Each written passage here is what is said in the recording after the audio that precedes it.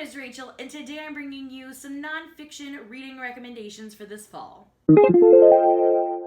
So all of the books on this list are nonfiction titles that I think you're going to enjoy this fall. They either involve some sort of crime or murder mystery or some sort of kind of creepy, spooky element to them. So there's going to be a little bit of overlap with another fall recommendation video that I will have out this season. But again, these are all specifically nonfiction, and if I mention them in both videos, then you definitely need to get on it and read it because I think you're really going to like it. So first up is My Friend Dahmer. This is a graphic novel that inspired a movie adaptation, and obviously it's going to be chilling because it is showing the kind of background from a high school friend's perspective of Jeffrey Dahmer, who we all know becomes a serial killer outside of high school. So you're really seeing the progression immediately before he starts abducting and murdering people. And for that reason alone, it's even more chilling than just reading about a killer. So I definitely would recommend this. And I'd also recommend the movie, both very chilling, both very creepy and perfect for the fall. Next up is Dead Mountain. This is about a mysterious incident that occurred in Siberia where we have these young, experienced hikers who are out in the wilderness and they all die under very mysterious circumstances. It's still unexplained to this day, and it was just thrilling to read. I wanted to know more. I want to know what happened to these people. It was creepy and thrilling and just such an interesting read. I think it will be perfect, especially as we get into later fall when it is actually very cold outside. So definitely keep this one in mind for later this fall. Also, I would recommend The Borden Murders. This obviously is all about Lizzie Borden, who allegedly murdered her family.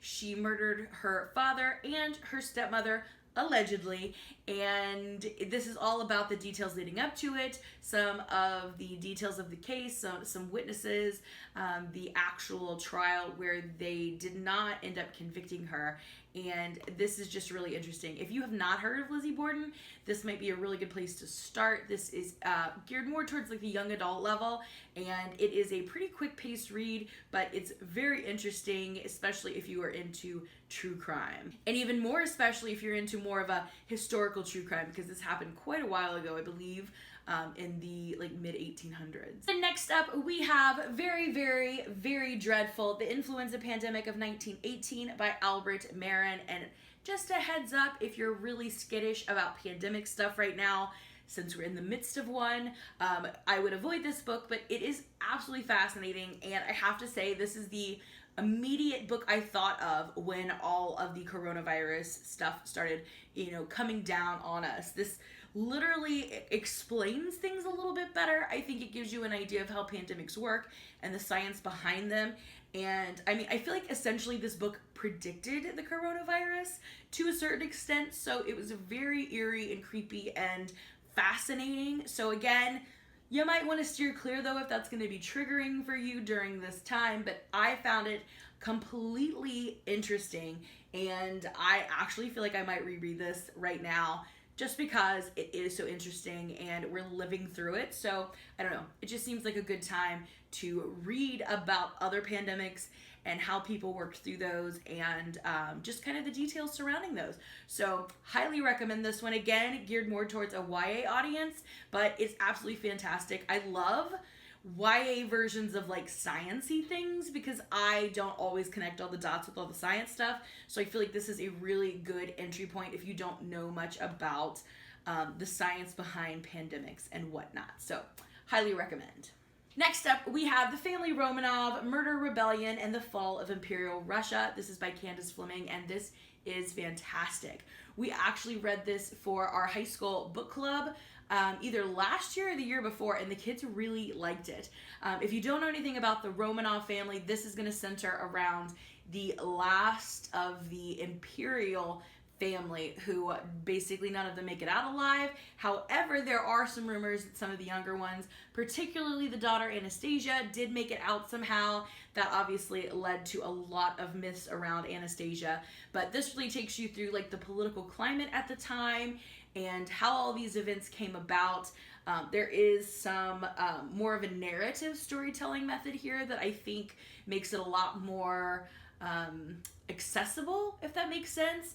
And we do get to hear a little bit of what it would be like to be someone who wasn't in the royal family at this time, and maybe why they were so unsatisfied living in Russia at the time. So I would highly recommend this. It does have kind of a creepy element because you know that this family is kind of doomed at the onset, so it does feel a little ominous and creepy. Perfect for fall time.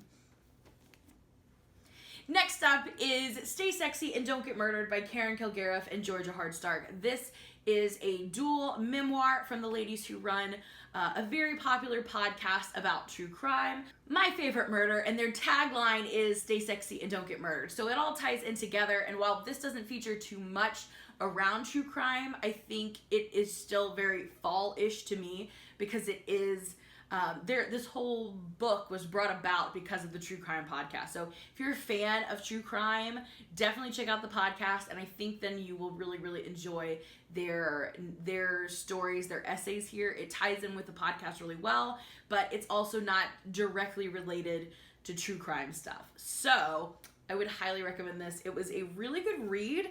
I have to say, part of the thing that is charming about the podcast is that it does seem like it comes very off the cuff. It's not like they are detectives or anything. I mean, it's literally just two gals basically sometimes reading straight off of Wikipedia about a crime. So since it does seem so off the cuff, I wasn't sure what to expect when it came to more of a polished book, but I think they did a fantastic job, and I would highly recommend Stay Sexy and Don't Get Murdered. Next up is a little bit more of a dense read. It is an adult nonfiction. It's called Devil in the White City by Eric Larson. This is my mom's favorite author, and this book is probably the best one to read in the fall. So we are taking a journey back to the World's Fair in Chicago. And in the midst of all of this amazing transformation in America and these beautiful buildings coming up, there is a serial killer on the loose. H.H. Holmes is actively pursuing people to murder in this area, and he is building kind of a house of horrors all of his own, and you get to see both of these things happening at the same time, and it is chilling and creepy and fascinating. And if you like true crime, and especially if you like anything to do with architecture, this will be right in your wheelhouse. So definitely give this one a try. Devil in the White City. Next up is also another podcast tie-in, and that is The World of Lore. I particularly have Monstrous Creatures here, but there are 3 books in total. There's 2 other ones. This one features more about like the monsters. So like you'll find a lot of stories about vampires in here, like the Jersey Devil, like really more creature based. There is another collection that is more about true crime involving like people, murders, things like that. And then there is a final edition at this point that is all about like places, haunted places and structures and ships and things like that. So essentially this is almost exactly the podcast, just in book form, but I prefer reading them as to listening to them sometimes. So I would definitely recommend one or the other, but I kind of prefer the book version. But they're fantastic. It's little snippets of kind of like the history behind some of the lore we have. So for instance, I mentioned the Jersey Devil. We get a little bit more background about where this probably came from, who is reporting these stories, what do people really believe, and it's just fantastic. I feel like this is exactly the kind of history that really draws me in, this kind of like creepy history that is just so isolated on like actual people instead of being like super broad, like World War II. It really delves down to like a community and what has happened to cause them to believe what they believe. So I highly recommend these. They're fantastic. They're perfect for the fall because they are a little bit creepy. So absolutely recommend these. And again, there are 2 other books in this collection, so you can pick the kind that you are a little bit more focused on. I like that these are bound up too in the categories, because the podcast is just episode after episode. They're not really broken down into categories like the books are. So again, you'll get to pick which one you would like to read a little bit more. And yeah, highly recommend these. We also read this for high school book club, and they really enjoyed these as well. So again, super recommend these books. Next up is The Psychopath Test by Jon Ronson, and this is just scary because of the idea of how different psychopaths think than like the general population, and how prevalent they really are in society, and where they can end up in society and how that would affect other people. So I think this is not as directly creepy as some of the other ones, but honestly just as creepy if you're reading. And I did this as an audiobook, so I would highly recommend that version as well, but definitely give this a try. This, like I said, is going to be a little bit more of a thinker when it comes to being creepy, but creepy nonetheless. And then next up is one that is definitely going to be a much harder read than any of the other ones on the list, but it is true crime, and it is probably one of the most horrific true crime stories that I've personally ever read about, and that is The Blood of Emmett Till. This is by Timothy B. Tyson. Now, I think there are several books about Emmett Till, so you may want to check into different ones if you want to specifically read a book by an author of color, because Timothy Tyson is not an author of color, so do keep that in mind. However, I found this book to be very informative, and I thought the whole book was very well done. So I would recommend this version if you're okay with that. But oh my goodness gracious, this is going to be one of the hardest books that you read, especially like just all the way around, I guess, because this is about Emmett Till. If you're not familiar, a black boy who was just brutally murdered for allegedly flirting with a white girl, and it's a rough ride, but it is a true crime case. This really happened, obviously nonfiction. If you do not know about Emmett Till, you definitely need to hear his story. So give this a read, but just be prepared for a very dark, grim ride. And then last but not least, some more true crime for you.